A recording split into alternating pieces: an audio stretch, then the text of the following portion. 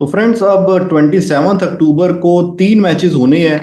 South Africa versus Bangladesh, ये सबसे पहले मैच है जो सुबह होगा 8:30 बजे। फिर 12:30 बजे Indian time India versus Netherlands. और देन 4:30 बजे पाकिस्तान वर्सेस जिम्बाब्वे। सो ये तीन मैचेस होने हैं अब। पर इन तीनों मैचेस की हम बात करेंगे। इन तीनों मैचेस की मैं आपको अपनी प्रिडिक्शन भी दूंगा, पर उससे पहले आज जो मैचेस रहे उसके बारे में भी थोड़ी बात कर ली जाए। आज के दोनों मैचेस बारिश से इफेक्टेड रहे।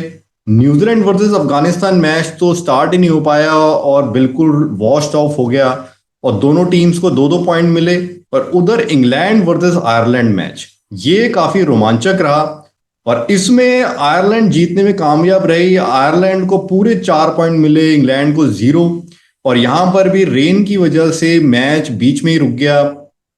और उस वक्त इंग्लैंड पीछे थी। According to the Duckworth Lewis system 5 run पीछे थी। इंग्लैंड 158 का टारगेट चेस कर रही थी और उस वक्त उनके 105 रन थे 5 विकेट पे। और 5 रन पीछे थे और ये मैच हार गए। तो ये जो अब दोनों रिजल्ट रहे, अनएक्सपेक्टेड से रहे, इससे ये ग्रुप बिल्कुल ओपन हो गया है। और इस रिजल्ट की वजह से अब जो इंग्लैंड वर्सेस ऑस्ट्रेलिया मैच होना है, ये लिटरली एक क्वार्टर फाइनल की तरह हो गया है।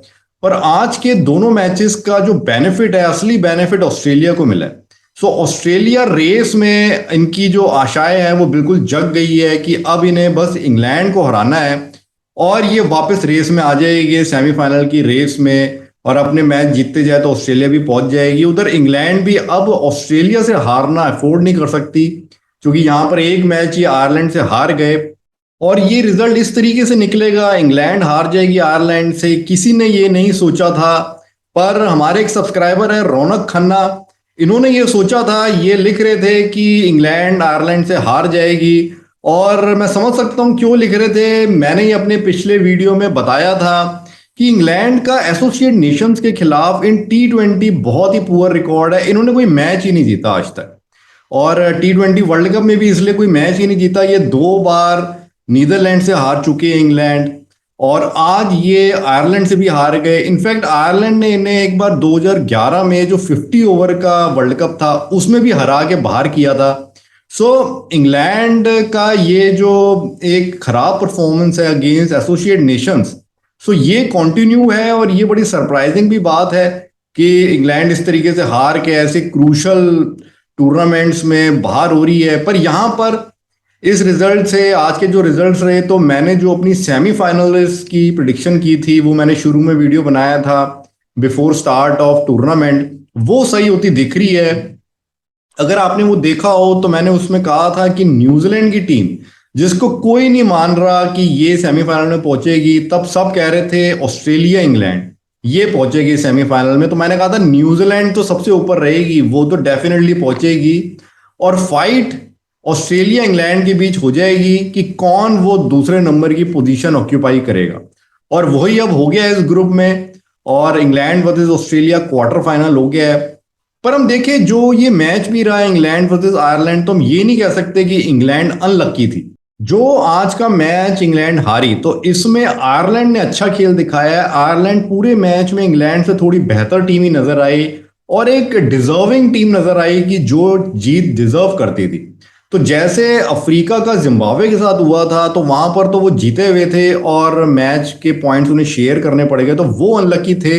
बट यहां पर England was not unlucky. Ireland ने अच्छा स्कोर भी बनाया इस डिफिकल्ट पिच पे, जहां बॉलर्स के लिए मदद थी। आयरलैंड ने अगर 157 रन बनाए तो ये उनकी काबिल तारीफ वाली बात है। और फिर इन्होंने इंग्लैंड को बिल्कुल मुसीबत में डाल दिया। मैं इनकी जो बॉलिंग भी देख रहा था तो बहुत अच्छी इन्होंने बॉलिंग की।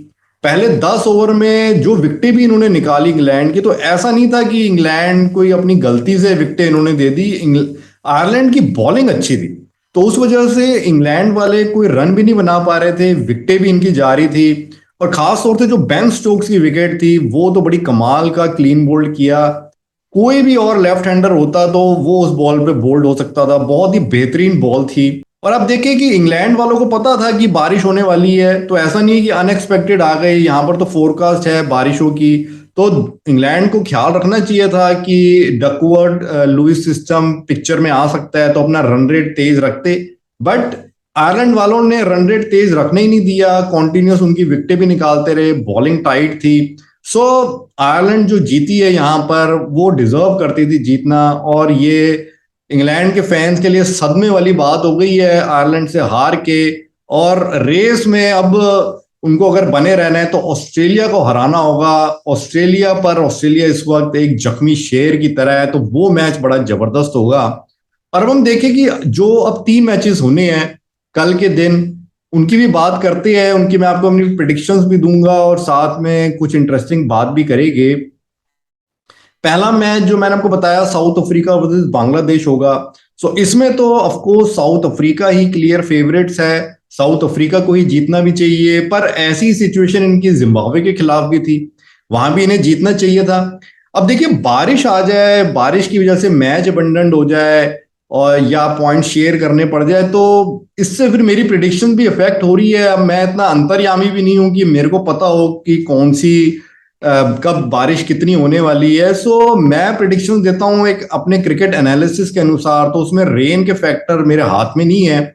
सो अगर रेन इंटरफेयर नहीं करती तब तो साउथ अफ्रीका जीतेगी, और अगर इंटरफेयर करती भी है तो साउथ अफ्रीका इंग्लैंड की टीम की तरह नहीं है, वो बिल्कुल रन रेट को ध्यान में रखते हुए टारगेट को चेस करेगी, डकवर्ड लुईस सिस्टम को ध्यान में रखते हुए चेस करेगी।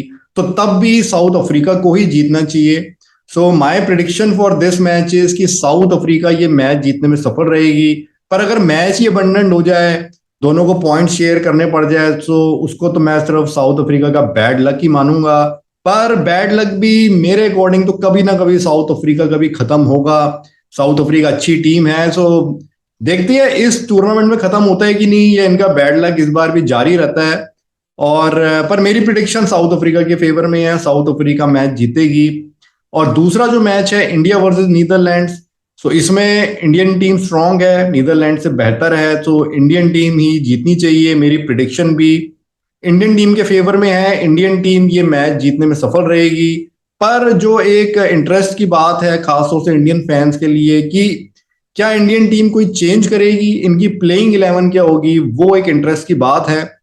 क्योंकि इंडियन टीम का हम देखें कि इनको तो मौका चाहिए कोई एक्सपेरिमेंट करने का या प्लेयर्स को रेस्ट देने का, और वो मौका भी नहीं मिल रहा है। क्योंकि नीदरलैंड्स के साथ मैच है तो इनके पास ये बहाना है कि नीदरलैंड्स हल्की टीम है, सो हम कुछ तो एक दो तो एक्सपेरिमेंट करें या एक दो प्लेयर्स को तो रेस्ट दे।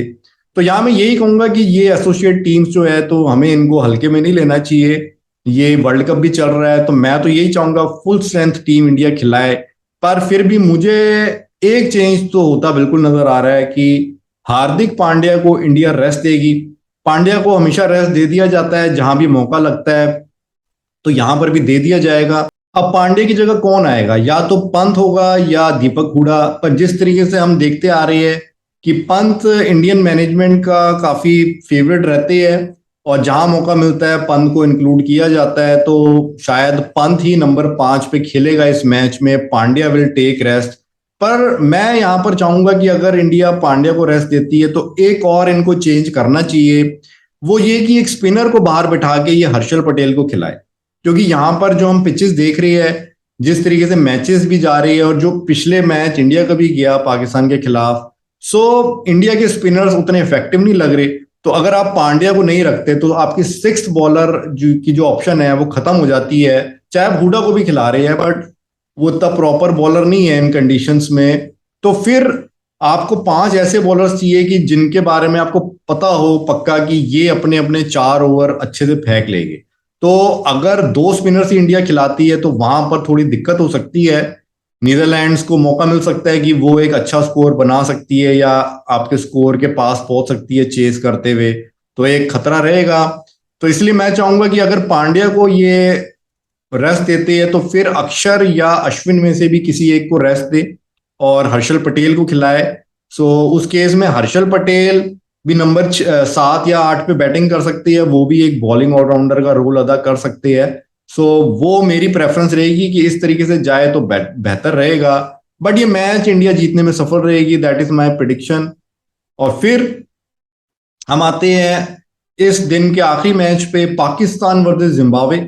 सो पाकिस्तान का ये फेवरेट मैच है, जिम्बाब्वे के खिलाफ खेलना इन्हें पसंद है। क्योंकि जिम्बाब्वे के खिलाफ इनका रिकॉर्ड अच्छा है, इनके बैट्समैन भी अच्छे अपने स्टैट्स बना लेते हैं। पर हमें भूलना नहीं चाहिए कि जो इन्होंने जिम्बाब्वे को हराया है और इनके खिलाफ अच्छे रिकॉर्ड्स बनाए हैं, तो वो या तो पाकिस्तान में बनाए हैं या जिम्बाब्वे में। और यहाँ पर जो ऑस्ट्रेलिया में पिचेस चल रही है, तो मुझे ये 90s की याद दिला रही है। उसी तरीके से यहाँ पर पेस बाउंस नजर आ रहा है। तो जो पिछले 10-15 सालों में पिचेस थोड़ी फ्लैट हो गई थी, लगता है सॉइल इन्होंने फिर से उसमें कुछ चेंजेस किए हैं ताकि वापस 1990s वाली ऑस्ट्रेलियन पिचेस हो जाए। तो यहाँ पर कुछ भी हो सकता है। पाकिस्तान की जो बैटिंग है, मिडिल ऑर्डर वीक है, सो जिम्बाब्वे भी उलट फेर तो कर सकता है। पलड़ा तो पाकिस्तान का ही भारी रहेगा, बट अगर पाकिस्तान हल्के में ले गई, ओवर कॉन्फिडेंट होके गई, तो फिर क्या पता जिम्बाब्वे भी उलटफेर कर दे। इस वर्ल्ड कप में वैसे भी बीच बीच में उलटफेर हो रही है, पर फिर भी मैं अपनी प्रिडिक्शन पाकिस्तान के फेवर में ही दूंगा। पाकिस्तान हारी भी है अभी इंडिया से, सो पाकिस्तान तैयार होगी कि कोई उनके साथ अपसेट डिफीट ना हो। सो माय प्रिडिक्शन इस मैच के लिए कि पाकिस्तान ये मैच जीतने में सफल रहेगी। सो देखते हैं फ्रेंड्स, इन तीनों मैचेस में क्या रहता है, किस तरीके से क्या कोई मैच इंटरेस्टिंग होता है। और फिर इन तीनों मैचेस के बाद मैं आपसे बात करूंगा, या इन मैचेस की भी बात करेंगे कल, और जो आगे होने वाले मैचेस है परसों के दिन उसकी भी बात करेंगे।